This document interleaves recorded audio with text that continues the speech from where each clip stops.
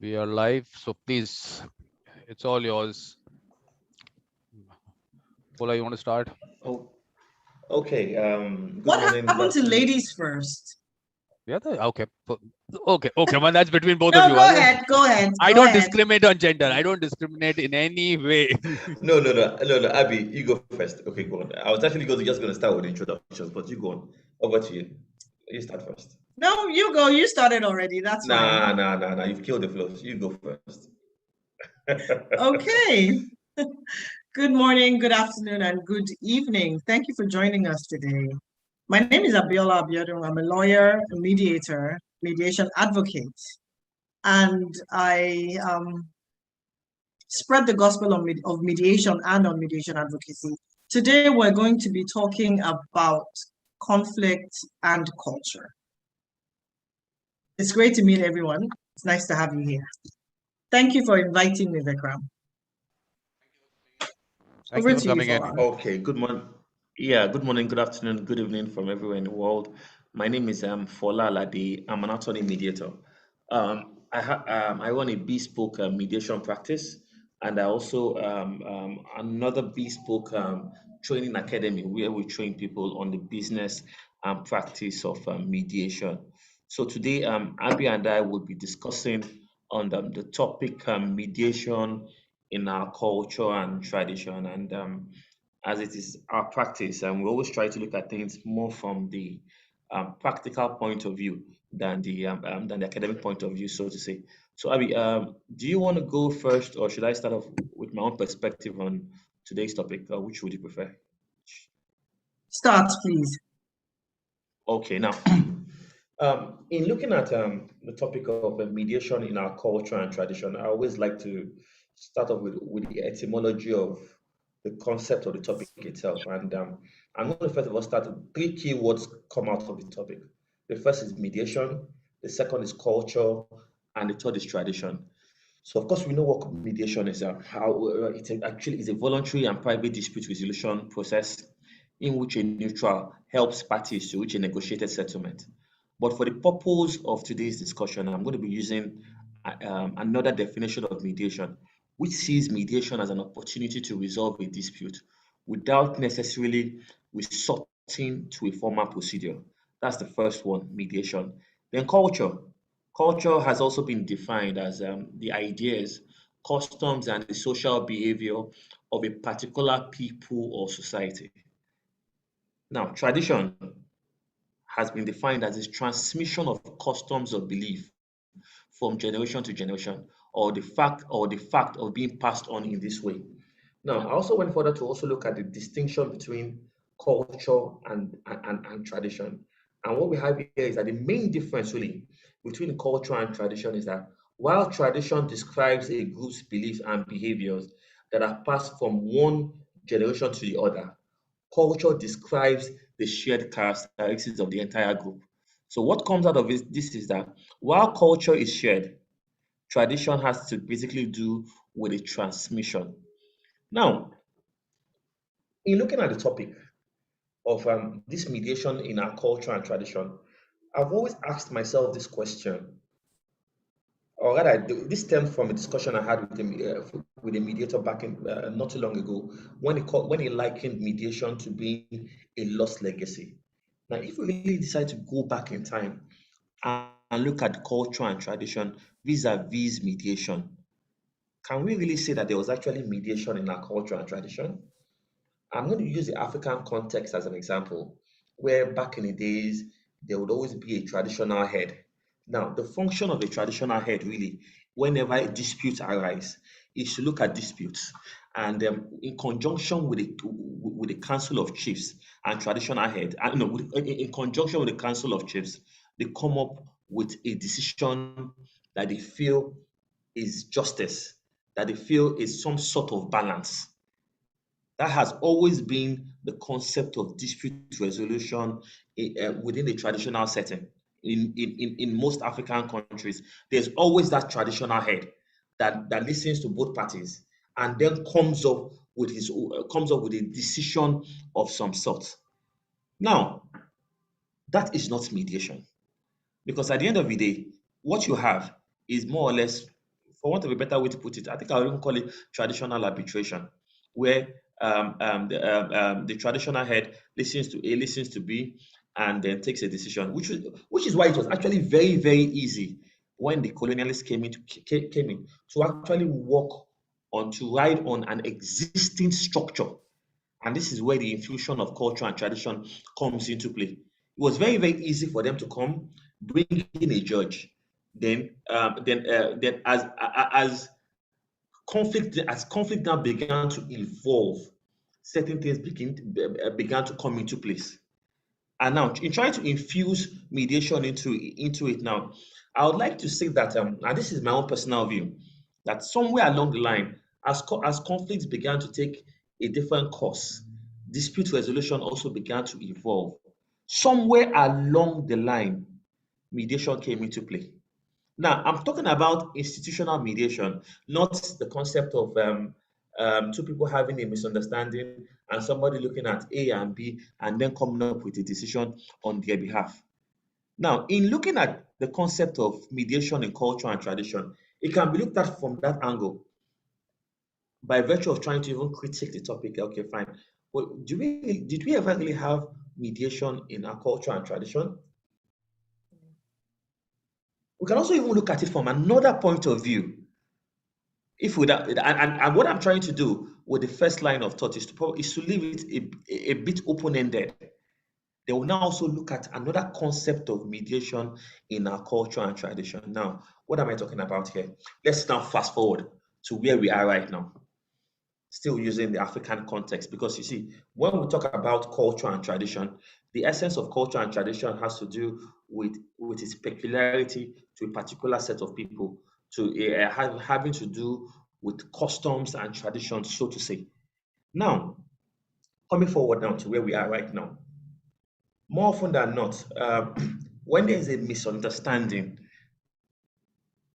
the concept of age more or less comes into play within the concept of using mediation, where if both parties feel that this mediator might not be old enough or have to mediate on a particular issue. Why? That is where sometimes the issue of culture comes into play, irrespective of how vast or experienced that mediator is. There's always that sense of, okay, fine, this mediator might not be old enough to be able to mediate on certain areas. So there is no way we can extricate, that is the second leg, culture and tradition from mediation.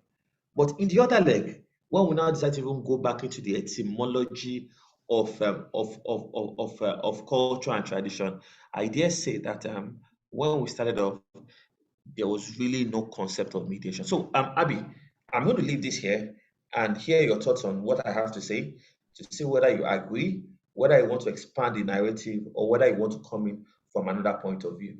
Over to you. Okay. I agree to an extent. Well, actually, I agree. We look at culture. What you have looked at is culture from way back till where we're at now. I would rather look at culture from what it is, from where we are now and going forward. Because basically, we all know mediation is future focused, right? So the culture I'm more interested in is what we would be creating now for the future. So I agree with you, everything you've said. And there was a conversation we had, I think it was last week or 2 weeks ago, and it actually touched on culture, although we didn't mention it. It had to do with gender. I don't know if you remember. So for me, I think it's more important to focus on the value we would get from culture as opposed to the inhibitions of culture. So now I'm going to use Nigeria as a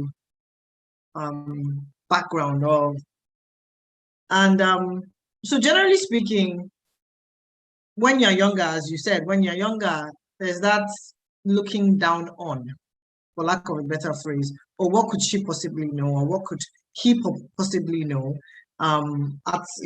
There's an adage in my language that says, no matter how many clothes a child has, that child can't have as many rags as an adult.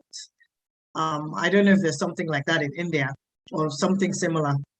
But the fact about it is, now the younger generation are more, they have AI as a tool that can be used. So my people also say, what a child sees, what an adult sees sitting down, a child on a tree can't see. But now we have drones. So whether you're sitting on the floor, you're sitting on a tree, with the drone, you get a better view. So looking at the impact of culture on mediation or in mediation, can you hear me? Yeah, loud and clear. Please continue. Fola, can you hear me? Yeah, I can hear you loud it was and showing my internet connection was unstable. Okay, yeah. So looking at culture and mediation, I personally see culture as an undercurrent, like a river that defines and molds everybody. Now there's culture, there's tradition, there's religion, and they all have their nuances. But it's up to us to take what is valuable and progressive and go to the next stage with that. So I don't know if you agree with me. No, I actually do. I agree with you. Yeah, so I actually tried to prepare a slide, but I didn't get around to finishing it. What I've noticed as a mediator who comes across, different people from different cultures, we tend to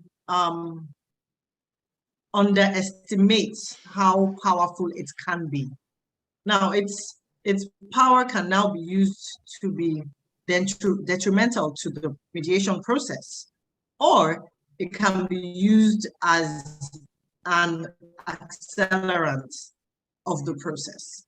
Because so I remember there was a mediation I did, and the gentleman, when I was going through the opening statements, he said, "Oh, call me Gary." He said, "Oh, I'm fine by my first name."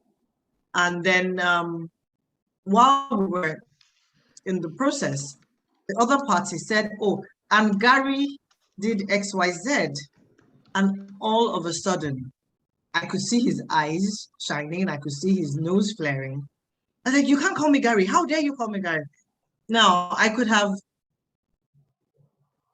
reminded him, "You said for us to refer you as Gary." So, but I intervened at that point and said, "Okay, fine. So how would you like to be addressed going forward during the process?" So at that point in time, he was addressing me and he was talking to me. "You can address me as Gary, not the party." Now, at that particular point, I realized Gary was probably about 55, and the other party, let's say Alice was probably about 22, something along those lines. So therein lies how our culture affects our everyday interactions. So during caucus, I addressed Gary and I spoke with Gary, and I asked him, what led to that? And he said something about, in his culture, you have to be at least within a 5-year gap to be able to call him by name. And he had younger sisters and brothers who were at least 10 years older than Alice. So I asked him to tell me exactly what it was that was important to him. And then he went to the facts, he went to what the issue was. And now, if I had managed that differently and let culture get in the way, it would have disrupted the process of the mediation. But once one is able to identify and relate with the parties and the differences in culture, then it's a smooth process. Having said that, depending on the parties, culture can actually be an inhibitant of the process. So I think I'm going to stop there for a bit. It's funny because thinking about this. Now, when we even decide to look at the concept of mediation, really, mediation is basically all about facts, well, not necessarily devoid, but is mostly about facts. And one thing we can't take away from facts is the fact that it is heavily infused with emotions, which is why when people get to talk about their case, they talk about the way they feel when mediation is concerned. Now, because I always ask myself this question, we keep talking about cross-border mediation. We keep talking about mediation across board. We talk about co-mediation. Now, why would I? And this is where I try to look at this from. If I have the requisite competence to handle a case, and I'm here in Nigeria, and I'm supposed to mediate probably in a case in maybe Rwanda or Ghana, why do I need to bring in an ISEC as a co-mediator? You see, this is where the concept of culture comes into place. Why do I need to bring in an ISEC to come in as a co-mediator if I have to mediate in a matter in Ghana? It's supposed to be contractual. Chances are that the case I'm probably going to mediate in Ghana might not be different from any case I've been mediating in Nigeria. But why do I need to bring in an ISEC as to be a co-mediator? The concept of culture, the concept of tradition, for want of a better way to put it, because ISEC understands the culture of Ghana. There are some certain nuances that are peculiar to me as a Nigerian, that if at the end of the day I don't put them into play, I might lose the whole essence of mediation. Now, there are some certain things I might say here and probably get away with them here in Nigeria, that if I go to Ghana, I say it, I lose. I totally lose it all out. And you know, the funny thing about things like this is that a lot of times it might be subliminal. It might not be something. It might not have to do with my competence as a mediator. It might have nothing to do with my delivery as a mediator. But the concept of culture and tradition. Now, a typical example is what we're having right here now. You can imagine having probably going somewhere, putting on a suit. And maybe the parties will probably feel more comfortable seeing me putting on a native attire. You then ask yourself this question, but what I'm putting on does not necessarily have anything to do with the case at hand. So there is no way we can actually look at the concept of mediation by extricating culture and tradition. And culture and tradition, in my own opinion, is very, very, very important where mediation is concerned. You can't take away culture and tradition for mediation. So I'm actually glad that Vikram actually brought this topic up, because it can be looked at from so many point of views. You know, look at the angle I'm coming from. Abby, look at the angle you are coming from, and just see how, in a way, we're saying different things, but at some point in time, we are meeting up somewhere. So what I'm just going to ask now, by way of expanding the narrative of this discussion, is that if I was to ask you what you think the importance of culture is to mediation, in your own opinion, what would you say there, Abby? You're on mute. You're on mute. Once she goes mute, she can't come back. I have to get her in. Come on, Vikram, you just had to get in. You just had to get in. Why do you have to mute yourself? Okay. I think culture is inextricable from mediation, because culture is a huge part of everybody, whether we like it or not, whether we are aware of it or not. Our culture is it's part of who we are. It's part of our DNA. Now, Now, so I'm trying to think of something. In culture affects how we communicate. So I listened to someone and their culture is actually quite similar to mine, wherein you can't give someone something with your left hand. That would be considered rude. Now, I remember I have a cousin who's left-handed, and growing up, it was an issue because automatically, because he's left-handed, he would hand stuff out over with the left hand. And in my culture, they would slap his hand, twist his ear, just because, and that's not something he could control. He was forced to become, I think the word is ambidextrous, to learn how to write with his right hand because using his left hand culturally was not acceptable. But that's different now. And this is, I'm talking about 30, 40 years ago. But now, there are people who, we call them southpaws now, if you are left-handed, and it's not a big deal. But in my culture, I know if I want to give Vikram something, unless I'm left-handed, I wouldn't do it with my right hand, with my left hand. Now, in Vikram's culture, it might be different. But that just goes to show how powerful our culture is. Now, with regards to traditions, I just want to say that culture is like an undercurrent that drives us, whether we're aware of it or not. So is tradition, and they're both dynamic. And in that sense, they are very like mediation, because mediation in itself isn't cast in stone. I know I was listening to one of the sessions and there was this conversation about transformative, facilitative, and evaluative. For me, as long as parties are guided to get through to a solution, an amicable resolution, how you get there, for me, is neither here nor there, as long as I don't influence the process. So now, with culture and tradition, they're dynamic, and invariably they tend to affect the decisions we make in perceptible ways.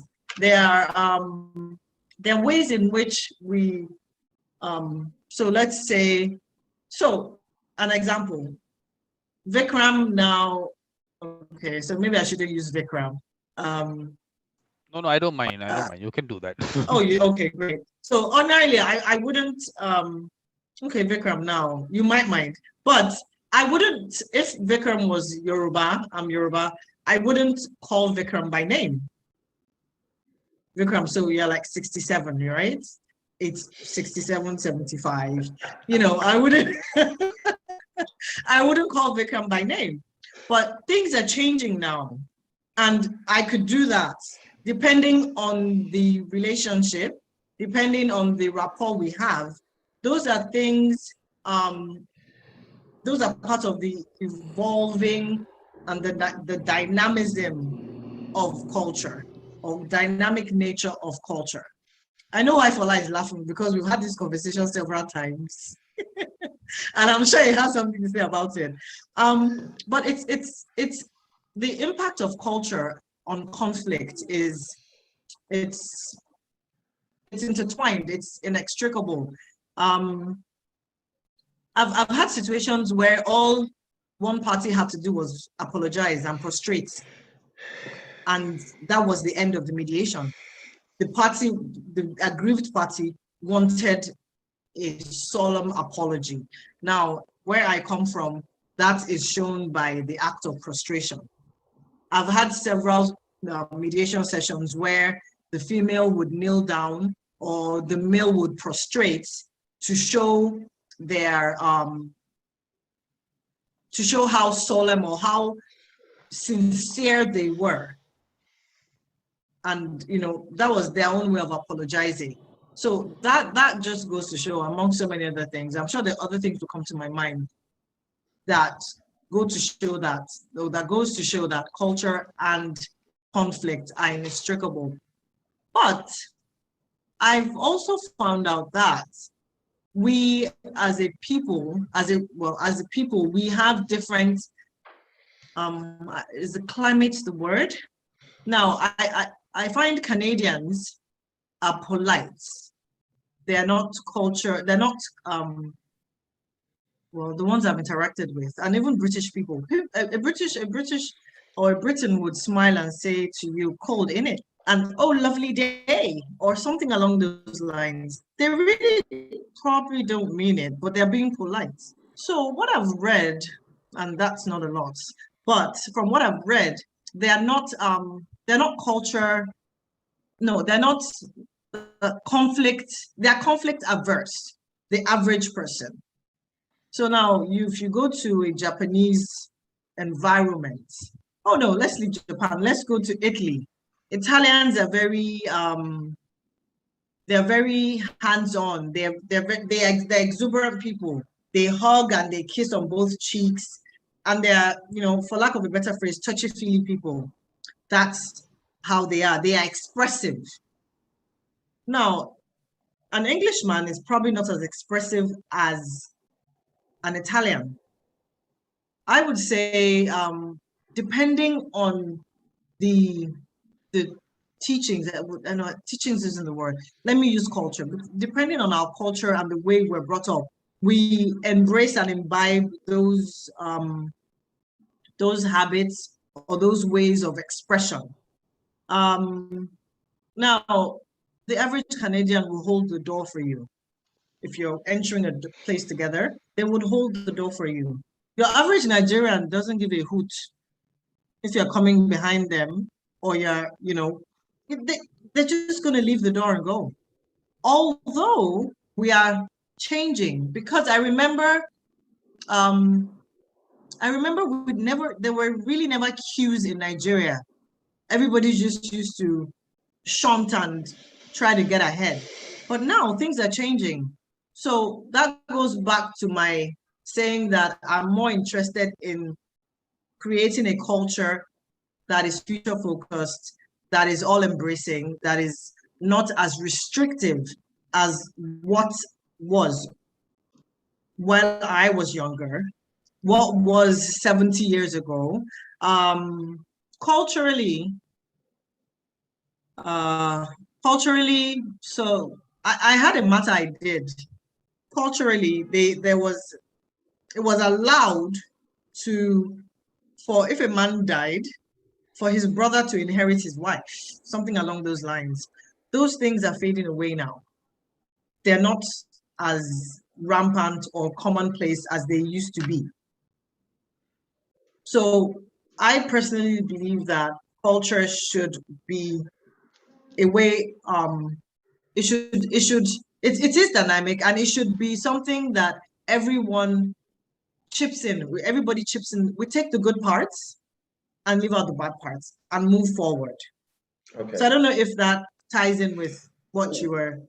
Well, so here's the thing, saying, and I must also commend Vikram, because as an aside, because when I had a private conversation with Vikram on the concept of mediation in our culture and traditions, I asked him whether I was at liberty to critique the topic itself, and he said I could by all means, and he actually gave me the leeway to just say things as they should be. And now we have three words in this sentence: mediation first, culture second, then tradition.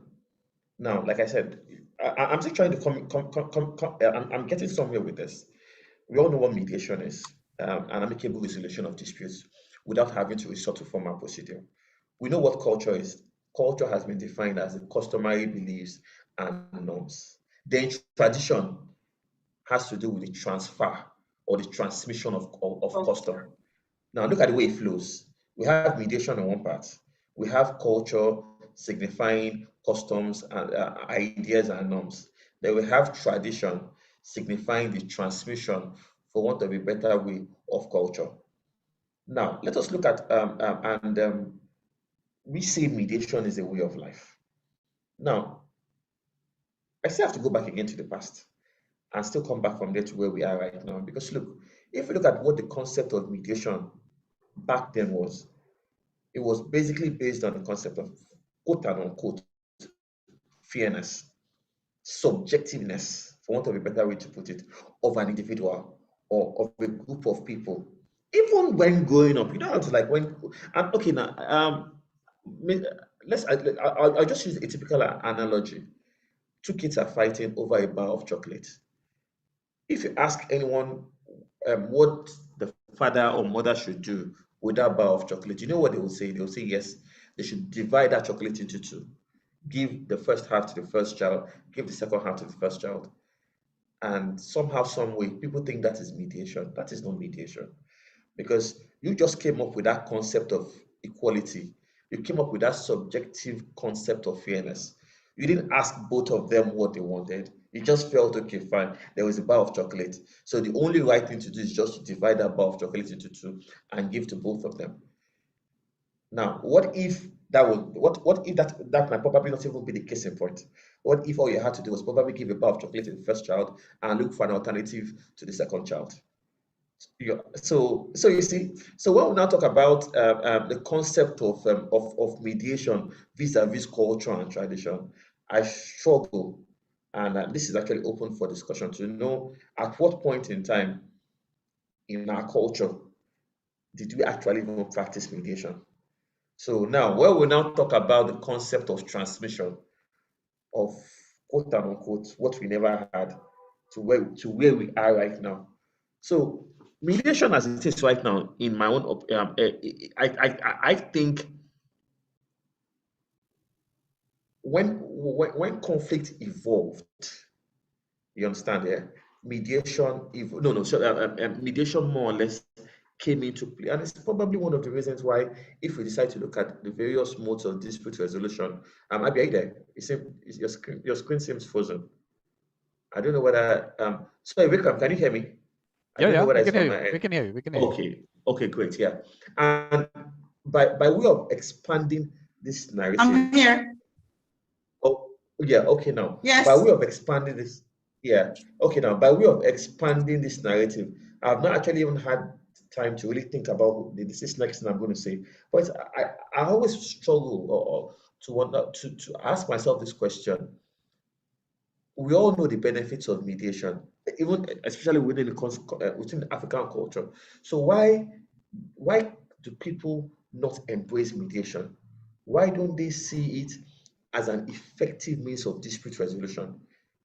You know, why do we need to create awareness over a system that works? And I think I have a simple answer to that. It still goes back to and it is not far-fetched from the concept of culture and tradition. If we look at how it all started off, there was a traditional head. From the concept of a traditional head, we moved to a judge. From having a judge, we now even the whole playbook of arbitration still goes along the line of someone taking a decision. You see, so whether we like it or not, we have been subconsciously programmed one way or the other to take a decision, unlike mediation that is party driven, where parties have to come together to agree on something. So you see, so culture and tradition as Can I just come in there? Okay.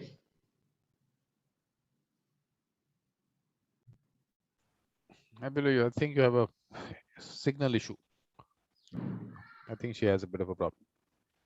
Okay, because I think I paused a bit for her. Thank you. Sorry to let you know what, finish that line of thought. No, finish. Please continue.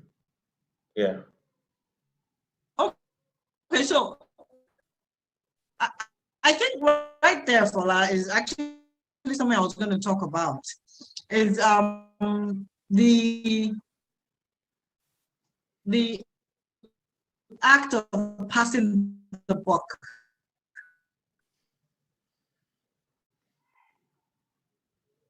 Or passing the buck. Okay, I think I we've think she's lost. gone. Yeah, I think she's Yeah, gone now. Yeah. yes. Yeah. Okay, so I think I'll just continue with that with that line of thinking, and whenever she comes in, we'll take it up from there. So, in my own opinion, I think that's also one of the reasons why mediation is not exactly at par with other means of dispute resolution because of the concept of culture and tradition. Culture and tradition in the sense that, okay, fine, people are kind of used to being told what to do. They struggle with the fact that, okay, fine, I'm gonna if there's a dispute in play, I have to sit with the other party. Both of us actually have to come to an agreement. So that is where the issue of, okay, the trust element comes into play, and people now start thinking, okay, fine, if we both agree, come up with this agreement, what is the probability that this party will keep to his own terms of the agreement and all of that? So it's more or less it is more or less transmitted from one generation to another generation for us to find ourselves where we are right now. So when we now talk about mediation in our culture and tradition, yes, maybe on a global scale, maybe, yes, it might be there. But if I'm going to now look at the concept of the African culture, yes, we are where we are right now, but I would not see mediation as something that we've always had. I would not see it as something that we've always had. I would more or less see it as something that is inherited. And that's probably be one of the reasons why right now it is not really at par with other forms of dispute resolution. Abi, are you there? Are you back? So you were going to interject. Yes. Yeah, so you Yes, coming I out now? am. My apologies, but it's network. I No, this have is no Nigeria, control. not what we understand. So go on. You No, were I going to say think it's something. global. Yes. So what I was saying was, I think what basically the issue we have with not accepting or embracing mediation is the desire not to take ownership, the desire to say, "Oh, he said that or she said that," and where does the it's not desire? my thing. Yeah, and where does the desire not to take ownership? Where does it come from? That's the thing. That's Hmm. where the issue of culture and tradition comes into play. The desire not to take ownership. Where does it come from? Because I'm trying so Culture, I hard. guess. Yeah. I'm Culture, trying so hard. culture, I'm I trying so guess. hard. Yeah, because at the end of the day, I don't want to lose sight of what the theme of today's topic is. You understand? Mediation in culture and tradition. You understand? So yes, the desire not to take, but where does this come? Where does it come from? Our Where culture. does it stem? Yeah. Where does Which it is come from? why I'm of the opinion it's important to be future focused and embrace taking ownership. I totally get you. Yeah, the concept of taking ownership has to be there. But we also need to understand what the concept of mediation is. And I think a lot of times that is where people get it get it twisted, for want of a better way to put it. You understand? Where you feel where they try to equate equality with mediation, where they try to equate fairness with mediation. Yes, there is fairness, but at the end of the day, you see, the power lies in the hands of the parties. The parties take the ultimate decision in what they consider right or wrong, not you, the traditional head, not you in any way whatsoever. You see, the position we occupy, the position every third party or neutral occupies in any form of dispute resolution is to assist parties towards coming to an amicable resolution of facts in issue. You see, so it doesn't it has nothing to do with what you think, which is why I think there was a session we had, and I asked a question. I said, "Can a mediator, can a third party be neutral? Can a human being be neutral?" And And I've the asked that. answer was, The answer was that it can be seen to be neutral. That's the word they used. You understand? So you see, can be seen to be neutral. That's the word they used, not necessarily neutral. So you see, when we decide to look at the concept of mediation in culture and tradition, the question I would ask, and will probably open-ended, is that what is your own concept of mediation in culture and tradition? Because you see, why I keep going to the past, Abby, is this. Look, before we know where we are going to, we should first of all We know have where to we know are where we're coming coming from. You understand? Yes. Then from where we are coming from, we need to be able to appreciate where we have gotten to then take it from where we've gotten to the next level. So as much as I appreciate the concept of being future focused, as much as I respect the fact that, okay, fine, we should look forward, we should also try to appreciate the infusion of where we've gotten to thus far and then where we are going to. Which is why I am of the opinion that it's important to extricate what is valuable from what we have on ground. You know, okay, for me, okay, I'm going to take you up on this. What's your concept of value within the framework of this discussion now? It would be individualist. That would be based on individuals. In terms of, if I'm asking? I mean, value to me would probably be different from value to Vikram or value to Isaac. Okay. So maybe you need to be more specific in your question. No. So are we talking about the value of mediation or the value of culture? No. See, so here's the thing about how I see the discussion of culture and tradition, and why, as much as possible, we can't even afford to look at the concept of culture and tradition from a global scale. Why we'll probably have to look at it from, I don't want to use the word a subjective scale, but we have to look at it from where we are right now. You understand? So if I'm so it has to be. So what you're saying is culture and tradition can't be global. If I get what you're saying. No, in my own opinion, not necessarily individual. It has to be. So when I say individual, I mean to the group or to the demographic.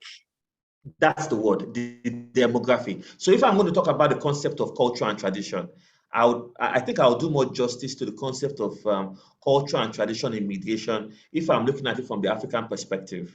Because when we look at the Nigerian perspective, no. I'm even expanding the narrative, not even Nigerian perspective. Okay. Because if we look at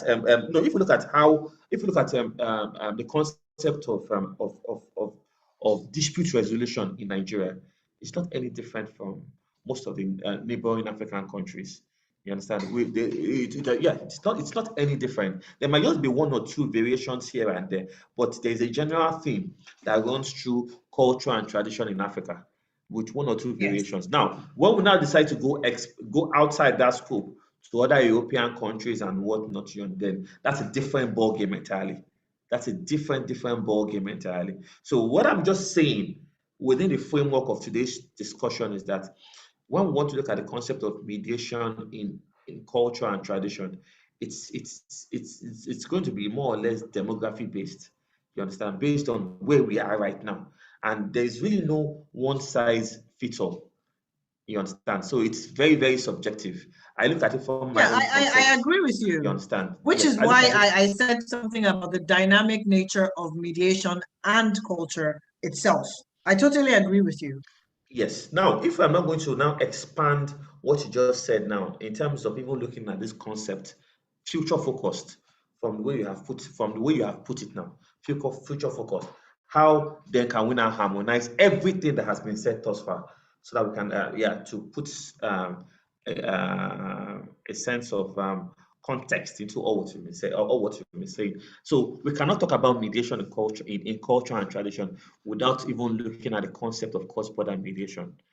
You understand? We can't. That is me. So right now, what this invariably means now is that if I'm going to have any mediation in South Africa, have any mediation in Ghana, have any mediation in Rwanda, or even have any mediation in any European country, it's always best to have a co-mediator. And this is it's always best to have a co-mediator, not necessarily because you don't have the expertise to handle it, but you see, there's so many things that come into play. If we decide to look at the etymology of culture, first, language; second, religion; third, color; fourth, accent. So many things come into play, and because it's it's funny here, and you raised a valid point. Now, if Vikram was an African, I can't call Vikram by name. So you can imagine a scenario where if there was a mediation session with Vikram being an African, here in play, and I'm calling and I'm saying Vikram. Vikram won't come out and tell me he has a problem with me calling him by his first name. But you can be rest assured we're not going to make any considerable progress. Now, in the same length, if I keep going, if I keep using Vikram, the way Vikram is right now as an Indian. If I keep going, Mr. Vikram, I keep going, sir. You know, here in Africa, the concept of respect has been taken to such a level where people feel a bit uncomfortable. That is why sometimes when you introduce yourself to someone and the person says, call me by my first name, you know, a lot of times people are taken aback. But that's the culture and tradition. They're so used to being on first name basis. The concept of sir is not something that we bandy here, where every now and then everybody sir. So you see how when we are now looking at the concept of mediation on a wilder scale, and thanks to technology now that has made the world a global village, if I'm going to have any mediation session outside Nigeria, I would feel more comfortable having that mediation with a co-mediator, not necessarily because of the fact that I can't handle that session, but to be able to have a better understanding of the nuances. Have someone there. You know the funny thing, he might not even need to say much. You know, all I just need is someone to just guide me on the things to say, the things not to say. Yeah, you understand? Yeah, even down to what we put on. And then again, this also brings up how the psychology of mediation, how those little things come into play.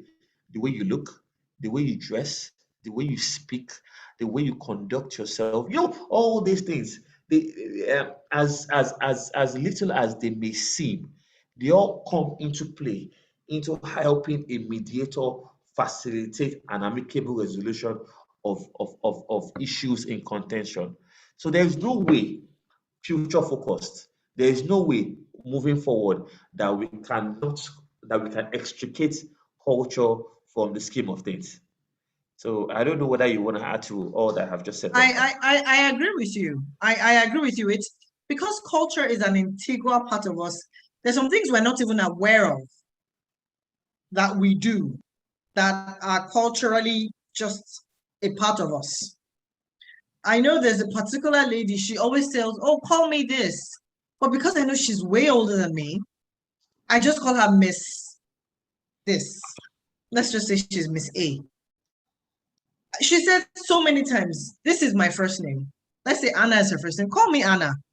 I know she's at least 15 years older than me. Or maybe I'm wrong, but she's way older than me anyways. I find it very hard to call her by her first name. Now, that is something she's giving me the go-ahead to do. So I'm fine if I do it. And she obviously doesn't mind. She actually happens to be someone you know. She actually doesn't mind. However, because of how I am conditioned, it just won't come out. I like that word. But it's a conditioning. Like so let's look. Okay, so I'm going to use myself as an example. My husband and I are from different places. Now, as a Yoruba girl, if my husband had a younger brother who was 5 years old, ages ago, I could not call him by name because he's from my husband's father. He's my in-law. So he's older than me, even though he's just 5 years old. Not older than me in age, but he's my in-law. So how dare I call him by name? Now things are a little better. Yes, but because of my upbringing and conditioning, although I don't have any, okay, I have an in-law, I have a brother-in-law who's younger than me, but 3/4 of the time I don't call him by his name. Not because I can't, but it's just because that's not how I was brought up.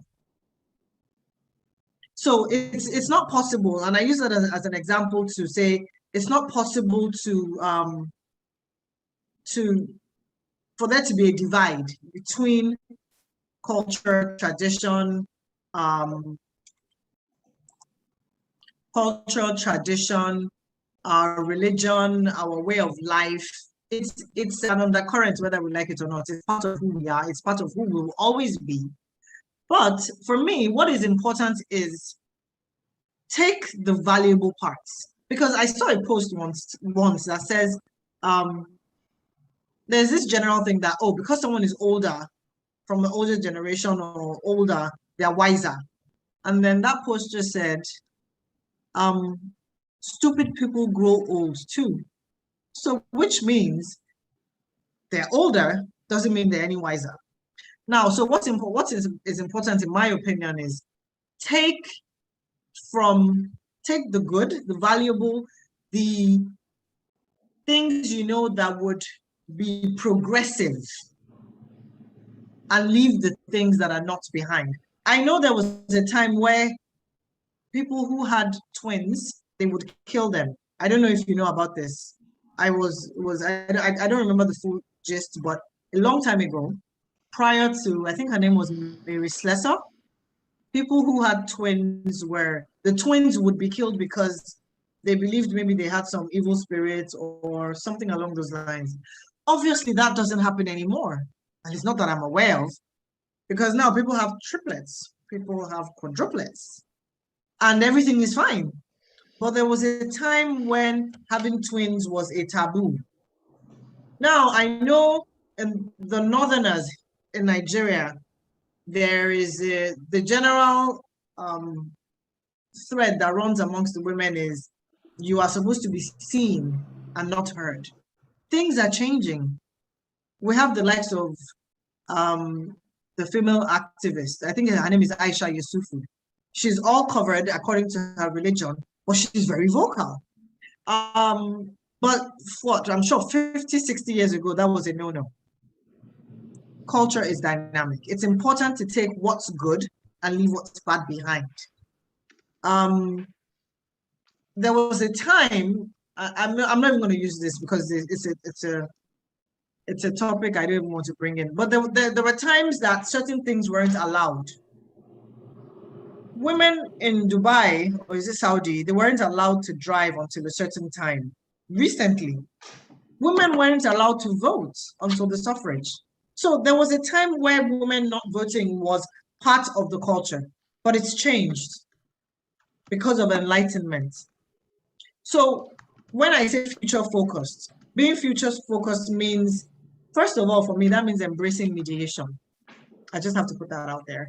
But it also means being aware of the things that, and that word value keeps coming back, being aware of the things that would bring and add value to you, maybe be it now or in the future, or maybe not even you, maybe it's your grandson.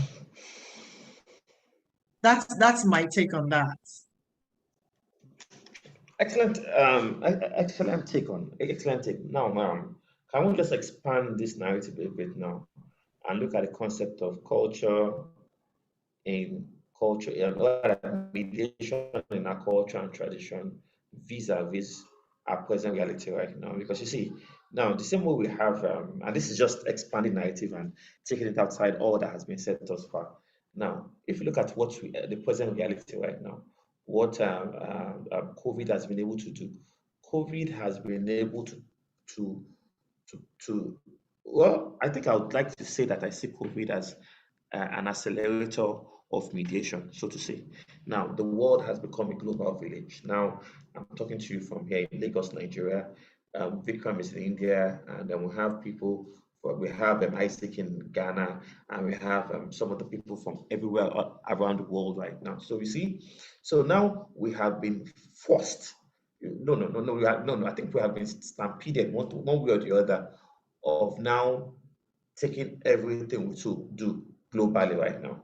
So whether we like it or not now, we have to understand the culture of other people. We have to have an understanding of some of the nuances of what happens in other people's culture. So right now, whether we like it or not now, if at the end of the day I want to have a mediation, now I'm even thinking of mediation outside Nigeria. I'm thinking of looking at mediations out. So that means that whether we like it or not, we need to also start considering understanding other people's culture. Yeah, because there is so much we can do, even when we decide to bring in a co-mediator. So I think apart from this, we should also have this mindset of having an understanding of other people's culture to give us and to make us see the concept of mediation from their own angle. Because what's now at the end of the day, we must also not lose sight of something. We keep saying mediation is an amicable resolution of disputes. We keep saying, okay, fine, it has to do with resolving disputes without necessarily going through the formal procedure. But at the end of the day, sorry, I when we have not to even stop look you at there. You know that when you say going through the formal procedure, mediation is without necessarily going through the formal procedure. Now, the formal procedure we all know is the traditional mode of litigation. So when I use the word formal procedure, that's the procedure everybody is used to when it comes to resolving disputes.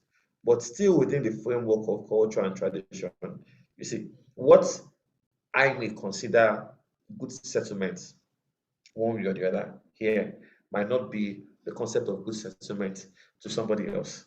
Because at the end of the day, yeah, so at the end of the day, even though we are facilitators, we are neutral, we are mediators, at the end of you cannot also take away that human element sometimes. So I think there should be an awareness of the fact that look, at the end of the day, it is ultimately what the parties want.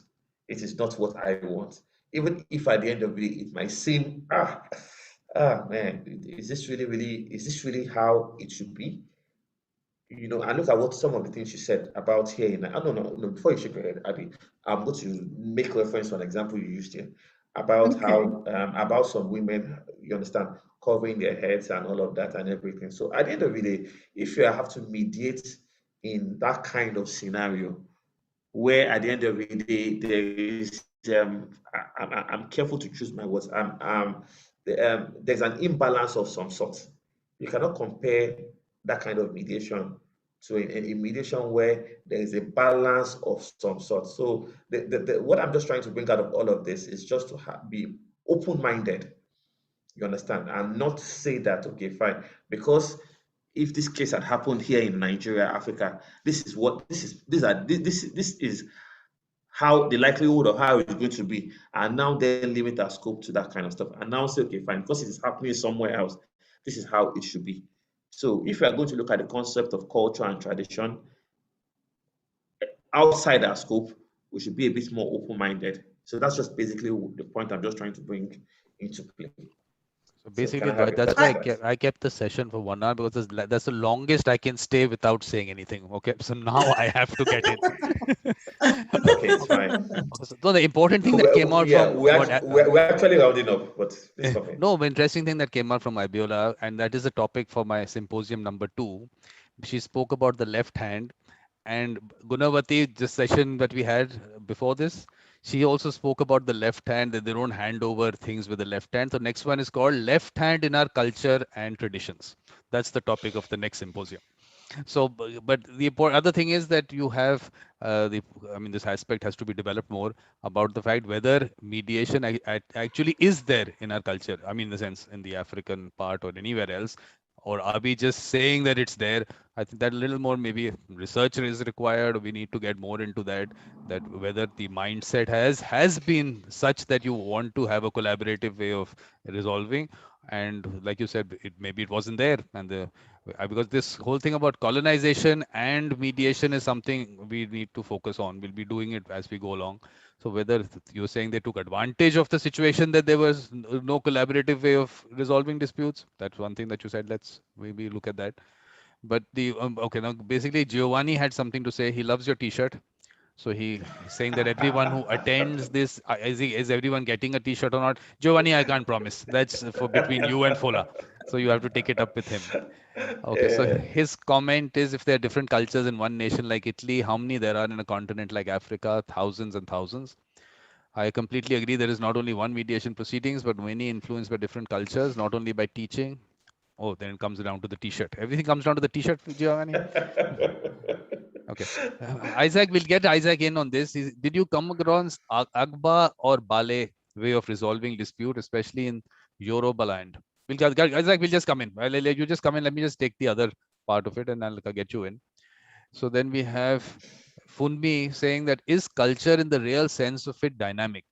Maybe tradition, that is transmission of cultures, but not the culture. Maybe we'll get her in also on that. So can I just get in Isaac on what he wanted to say? Because I would not know much about what that part is. Okay, welcome, thank you. And thank you to my brother and sister from the other land. If you come to Africa, Nigeria and Ghana, we are brothers and sisters. But we still have What I wanted to than yours. I know, you don't know, Fola, you jumped the gun. You should have let him land. We already had this conversation, but you... Our jollof rice is better than yours, but keep going. Let me finish. Since Mediator Abe is coming from the Yoruba land, I wanted to find something from. I came across the use of the Bale, which is spelled B-A-A-L-E. Yeah, Bale. Yes, as the father of the house, who normally is responsible for the resolution of disputes in the Yoruba land. You know, what I understand is that the Yoruba system was divided into quarters, and each quarter is also divided into compounds and subgroups, and the heads of those subgroups are responsible for resolution of disputes around the Yoruba land. So that is what I wanted to find out more from you, and also with the Agba system, which is the one of the respected elders within the society in Yoruba land. Agba. Yes, Agba. Yes, Agba. Yeah, yes. Agba. Okay. Elder. Yeah. Yes. Okay, so the Bale system is, and I agree with Fola, the Agba and the Bale system is basically the same thing. So if for you to be a Bale, you have to have attained a certain age or be in a certain position in the environment or in the society or in the village or community, right? That for me is not mediation. It's more of arbitration because of the position that person holds. That person is seen as the head of the house. So he or she, well, he most of the time, is wiser and more experienced and knowledgeable. Now, we have to remember what I said earlier. The stupid people grow old as well. So if you have someone who's your Bale, who is the oldest person in the family, and where I come from, there's also something called Olori Ebi. That's like the head of the house. Who is the eldest person? Now, it could be female, it could be male, right? So in a family, that person would be who everyone else would take matters to if they couldn't handle it. Now, that doesn't mean that person is the smartest person in the house. So yes, the Bale system is, they have areas. Actually, I think Bales are more for areas and communities. So either they have a family or they have a group of families, and it rotates. And then, so it's one family after the other, and then it goes around like that. And then that person would have like a mini council of advisors who would, or a panel, who would give decisions or make decisions or, act as arbiters when there's conflict in the community. And then when you talk about the Agba simply means elder. So, I mean, Vikram is an Agba. So my gray hair gets me somewhere at least. Gets me somewhere. Yes. Vikram will be considered an Agba. I can't see everybody. Okay, Giovanni has no hair, so he doesn't count. He doesn't count. Yeah, he doesn't count. We have no idea. Giovanni, you don't count. You have to get your gray hair. No. If you're using Professor Goodman's analogy, Giovanni definitely counts. So I basically Agba is the oldest person there. Oh, sugar. Okay. Abby, can I come in? Yeah. Okay, now, Vikram, you see, at the end of the day, the question Isaac asked, you see, still lends credence to a particular type of dispute resolution in Africa, which has to do with this Agba, this Bale, this elder. You understand? Listening to both sides and then coming up with what he thinks is the right thing to do, devoid of, you understand, devoid of what both parties think. And at the end of the day, his word is law. You see, his word is law. So now, when you now juxtapose that with what mediation is, mediation being party-driven, mediation where you understand wherein the neutral is basically assisting parties towards an amicable resolution. I stand to be corrected. And this is a discussion. Every time I have my session, I always ask that at what point in the history of Africa or even Nigeria did we practice mediation? I always ask, okay, fine. Where? Because I'm actually a student of history. I love history. So at what point? The closest I dare say might even be the concept of religion, where the priest or the pastor or the religious head will stand in position of a counselor. You know, he would speak to A, speak to B, he would admonish them, you understand? He would more or less try to just look for that meeting point of some sort. If within the concept of religion, you tell me that is mediation, yes, I may be inclined to agree. But if we now look at the whole gamut of how disputes were resolved back then, it was always a case of the king. Whatever the king says is final. In Yoruba, there's this word, KBOC. You understand? The king is unquestionable. The king is godlike. You see, he sits on a throne. He sits on a throne. Even when he listens to what his council of elders say, he still takes the final decision at the end of the day. So when we talk, so you see, so when we now look at the infusion of culture being norms, tradition being the transmission, you see, you can see where it has started from. You know, so that's why at the end of the day, when I mediate, I'm not.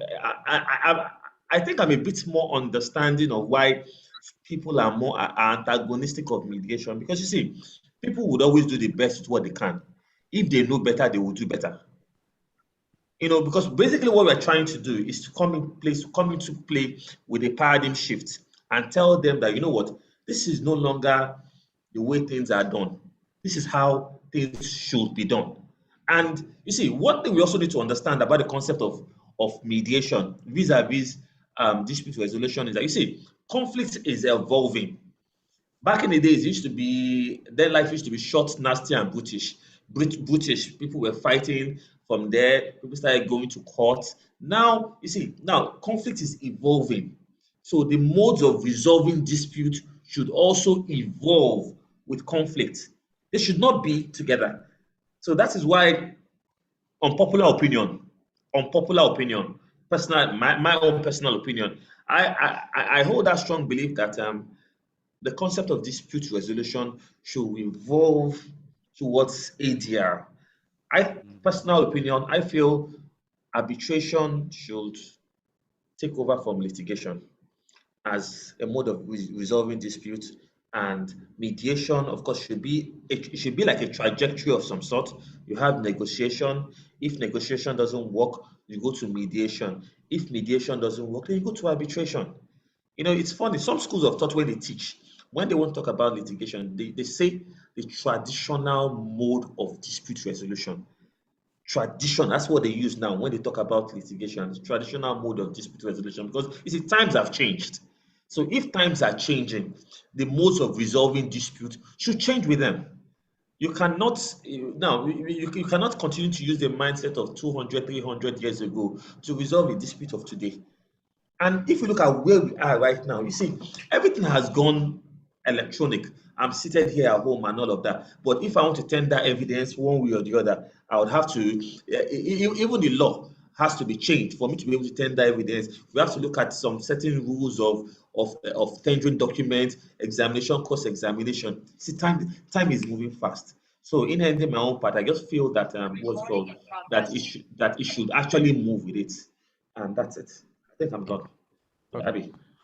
So basically, I think this part we need to really understand this aspect that traditionally, like you're saying, in the African society, it was not really mediation. No, Largely, my it was. opinion. My Yeah, opinion. we'll get to that. But Yeah. like I said, I mean, of course, we have Isaac coming in. He has a session later. He'll come up with something. The other people from Africa. So that's one point of view that if that is not, because my theme had said that this is something which has worked for us for centuries. It can work for us now. So you're saying maybe it's the other way around. That did not work for us. It wasn't mediation. It was something else. Maybe we can have I mean, this is an interesting discussion. I mean, it's a discussion. We can take it up. But Funmi, do you want to come in? One second, let me just do. Okay. Hello. Good afternoon. Good afternoon. Yeah. So I just said hi, Fubiola. Okay, what I put there is on culture because, like, just to respond to Biola's comments when she said culture and tradition they are dynamic. I say yes. Maybe for tradition, because the culture remains the same. It has not changed. It's the mode and the way we apply some of those things that I think are changing. But let's take, for example, like this issue of respect in a African setting. You should still have to, I mean, the belief is that you have to give respect to people. It doesn't matter. Before, in Nigeria, let me take and give you an example. For what they regard as respect is for a female to kneel down, and for males to prostrate, right? Well, now, yes, just bending or just tapping people by the back, yes, it's okay. And in the way you communicate, the way you present when you're dealing with elderly people. So for me, that's why I said culture is still the same, but maybe the mode of the transmission that is dynamic, that is changing, which is this is exactly the way I was wanting to distinguish between culture and traditions, that respecting your elders is part of culture, but how you're doing it changes over time. Maybe once it was prostrating, one is just holding your hands, it could be anything. So I think that is one way of just explaining the difference between the two, because that also did come up at some stage as to what is the difference between the two. And so this was one good way of explaining that. So perfect. So basically, we just have to, at this stage, maybe if there is nothing else, I can maybe end the session. If there's anyone else who has something, please put it down there. So otherwise, I think, thank you, Fola Abiola. It was very nice of you to take us through all Vikram. that. But only thing I think from my side, I think, okay, Ayodele has something to say. Ayodele. Yes. Yeah. Hi. Good afternoon, everybody. I know when Fola was talking about, he was talking about no mediation in like the Nigerian traditional or cultural historical perspective. And I don't think that's particularly correct. I think if you're looking at things like maybe the Yoruba culture, maybe that might be a bit applicable. But when you look at cultures like maybe the Igbo culture, where they didn't have kings, because if you remember historically, it's the British that came and created warrant chiefs in Igbo land. Now, over there, everybody was kind of equal. So you had different communes and households and stuff like that.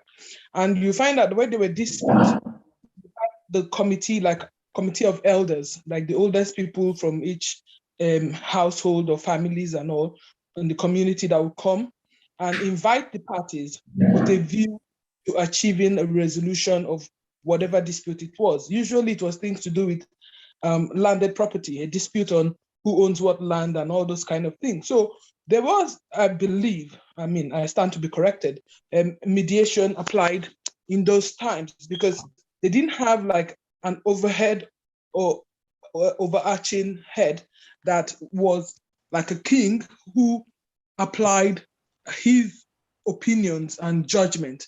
Now, of course, if you think of the committee of elders and all, you may say, okay, they would also decide, but you have to kind of reach a resolution one way or the other.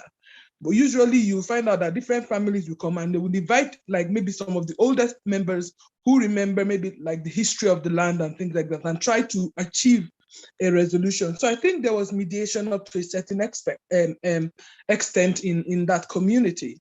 I'm sure the same applied in other ones, but maybe not mediation as we look at it or see it today. Because, of course, the way things are done, even traditional litigation has evolved. Everything has evolved.